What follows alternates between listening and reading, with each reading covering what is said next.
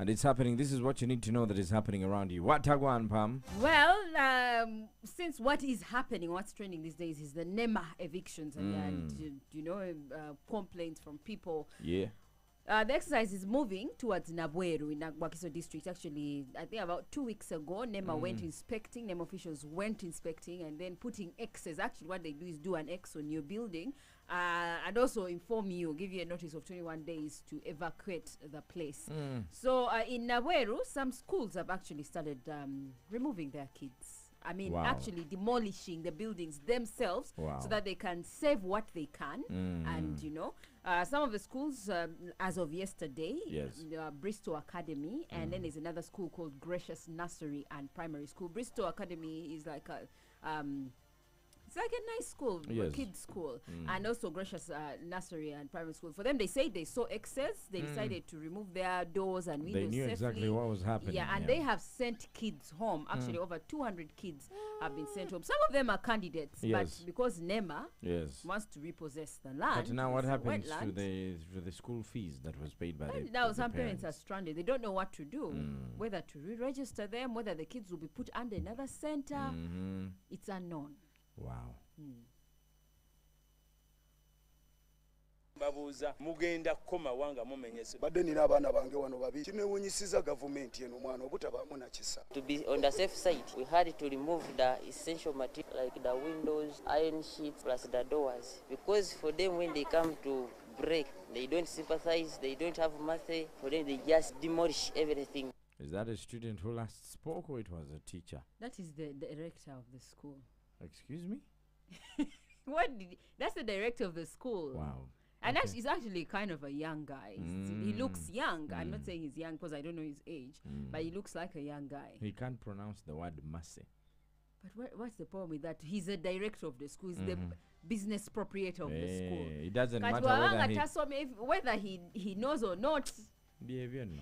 Away from that, what else do we have happening? Away from that, police is hunting for a man who dumped girls, about 30 girls, in a coaster at the Ministry of Internal Affairs office. And this was, I think, the last week. Yes. When he dumped these girls, they were stranded. The man is called Edward Nsubuga. Edward Nsubuga acted as a broker trying to apply for these girls' passports. He ferried girls from across the country, and the girls paid 500K each. He told them, Njaba funira passport express. So he gets these girls, puts them in a bus. They are taken to Internal Affairs and he flees. So the girls were stranded. People who work officials there at Internal Affairs called them and asked them questions, and they later divulged that they paid him 500K for passports.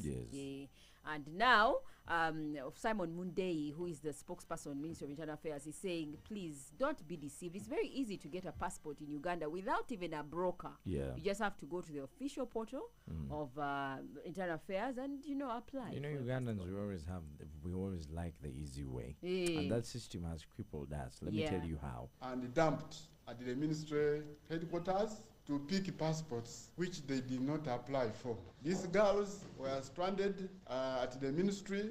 We contacted them, we tried to interview them, and they were referring to a certain gentleman in the names of Edward Nsubuga, who was helping them to apply for passports, received 500,000 from each of these girls under the pretext that he was going to arrange for their passport. Brokers still do exist. For you to be able to apply and acquire a passport, you do not need to go through a third party. We have made the process so easy, user-friendly.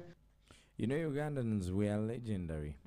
Even when a Ugandan is in another country, a typically grown, groomed, and bred Ugandan, land person. It doesn't matter. In another country where they say bribe and kitu kidogo is not allowed, he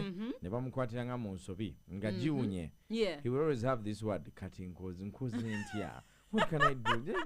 And we are here complaining with this corruption among politicians. Let me tell you a funny story about myself. There's in COVID, when I was in Dubai, and my test came out positive. I couldn't fly out because I had a positive test of COVID.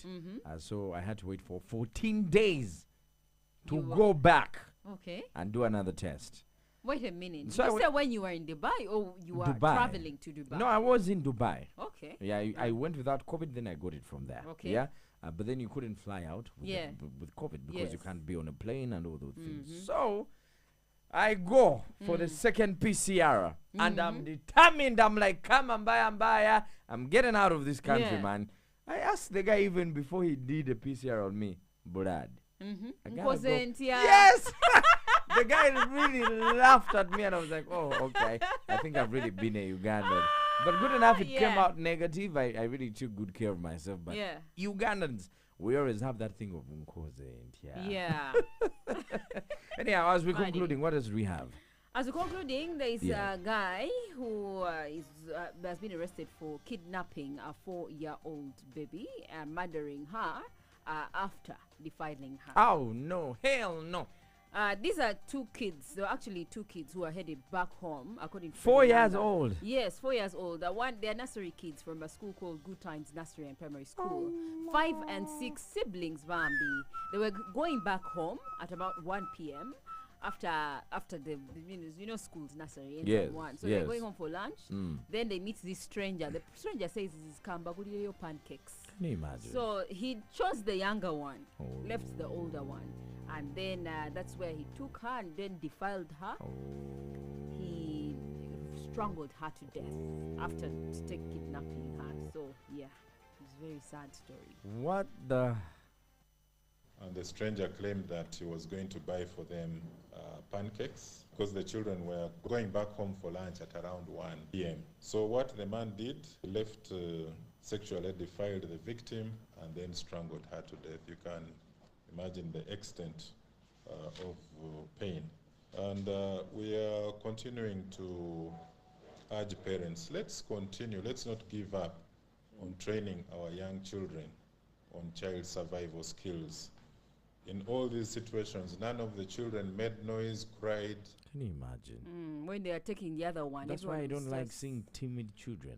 I always want my children to speak up. Yeah, to like be if outspoken. There's something you're not comfortable with, speak, even if you're talking to me as your parent. And you know, the story of don't trust a stranger is kind of becoming old because the ones who are supposed to be strangers, actually the people that harm the kids are the ones that are closest to them. And then there's this thing of everyone being an uncle and an auntie. Uncle Gundi. He's actually not your uncle. He's just he's a neighbor in the society. And now all that aside, how do you kukana kemia kena? And you don't just defile, but you also strangle and kill. Yeah. That is very... So is it mental? That is mental. I don't know. Mental because some of these people, they check them and they are fine. They have sound mind. They know what they are doing. If they check him and he's okay, they are using the wrong machines. They should castrate him. This is the Mid-Morning Tukone 100.2 Galaxy Jikonkone Galaxy TV Jikonkone Galaxy TV Jikonkone Galaxy TV Jikonkone Galaxy TV Jikonkone Galaxy TV Jikonkone Galaxy TV Jikonkone Galaxy TV Jikonkone Galaxy TV Jikonkone Galaxy TV Jikonkone Galaxy TV Jikonkone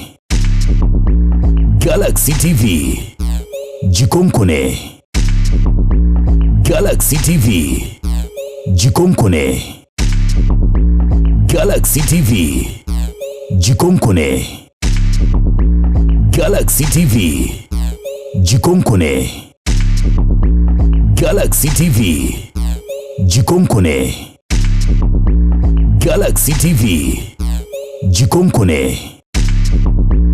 Galaxy TV Jikonkone Galaxy TV Jikonkone